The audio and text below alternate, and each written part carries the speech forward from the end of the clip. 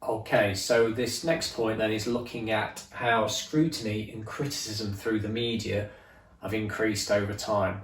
Um, so basically, this is looking at how people have now got a platform because of the media to be able to criticise what's going on within sport. So that might be criticising the performance of a team, might be criticising the performance of an individual, it might be criticising the managers or the staff that are associated with the team or a club or a sport, or it might be actually criticising something like the officials, the people that are helping to run the sport and actually make it happen in the first place.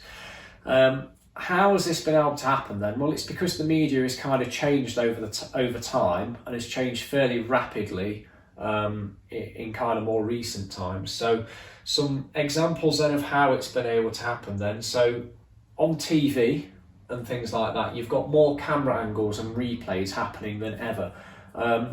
Back in the day, a football match would have been covered by just one camera on the halfway line, following things like that, like that, like that, wherever the ball is. You wouldn't really see what else was going on around the pitch, and what you could see was so far away that it wasn't necessarily in that much detail. Over time, they added more and more cameras, and then we kind of get into a situation where we're in now that within a stadium, you know, there could be dozens and dozens of cameras now covering a live sports event. There's probably a camera on, you know, each player. There's a camera on the managers and the staff. There's cameras on the crowd, cameras on the officials, and cameras sort of giving you a general overview of what's going on. So when something does go wrong, or when somebody makes a mistake, or does something that they shouldn't have done, it gets shown from all different angles, it gets replayed loads of times, it gets shown in slow motion.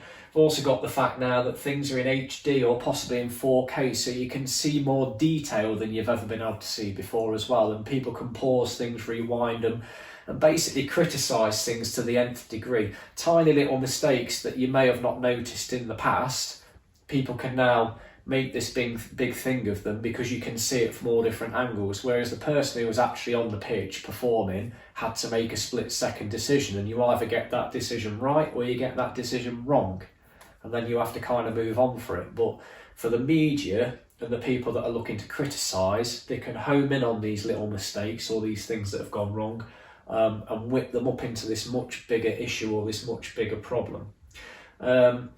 You particularly get that with the pressure on officials and things, which is something we've covered before, but sort of match referees and officials and umpires and things getting their decisions challenged more regularly. But again, it's because the media and the people watching have got this massive benefit of all the cameras, all the extra angles you've got, being able to slow things down, turn things around and kind of look at things. Whereas the person on the pitch at the time had to make a split-second decision based on the view they'd got at the time, which may not have been particularly very good. Doesn't mean that they're doing a bad job, but the media like to kind of whip these things up, hype these things up, and perhaps make it sound like people are doing a bad job, when that might not necessarily be the case.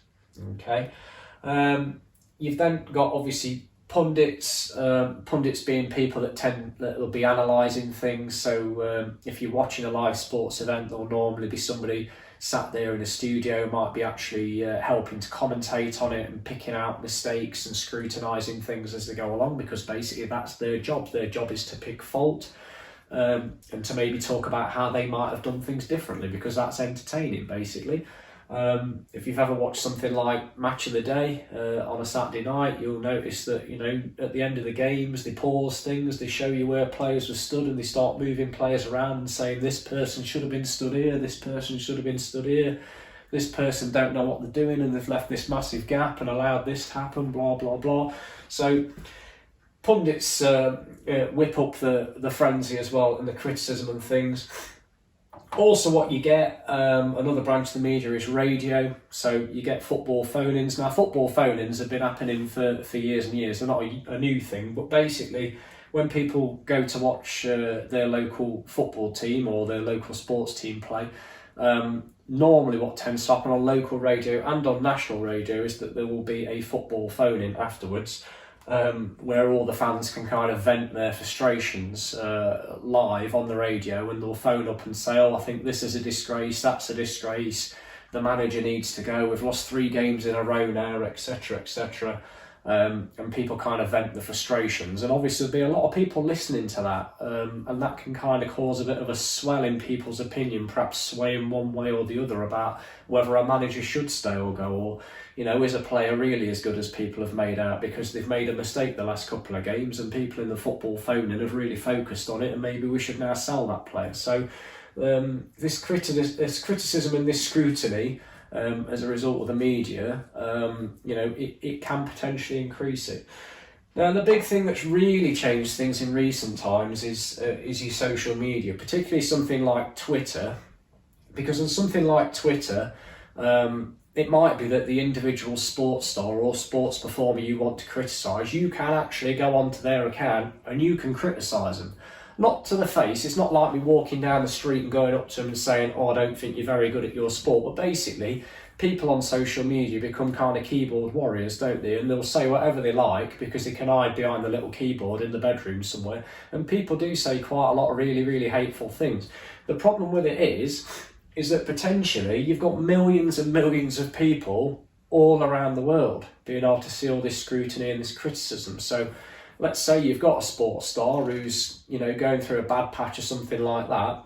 Doesn't really take much time before their Twitter feed or their social media account's going to be filled up with people criticising.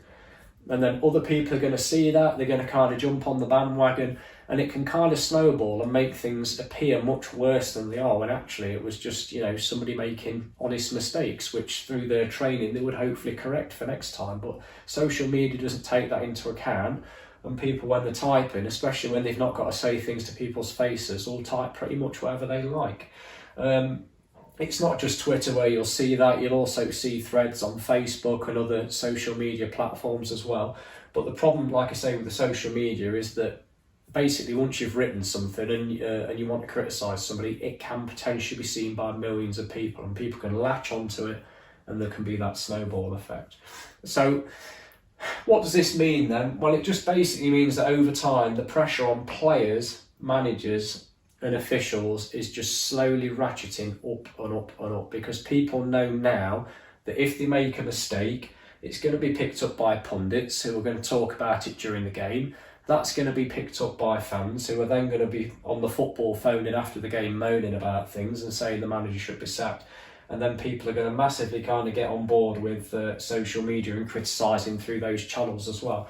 And it doesn't take long really these days, if there is a bit of a swell in the media against someone, that people suddenly can find themselves out of a job. Probably none more so than managers within football, who just after a string of bad results could potentially find themselves out of a job just because of this scrutiny and this criticism that basically anyone from anywhere can do, hiding behind a keyboard.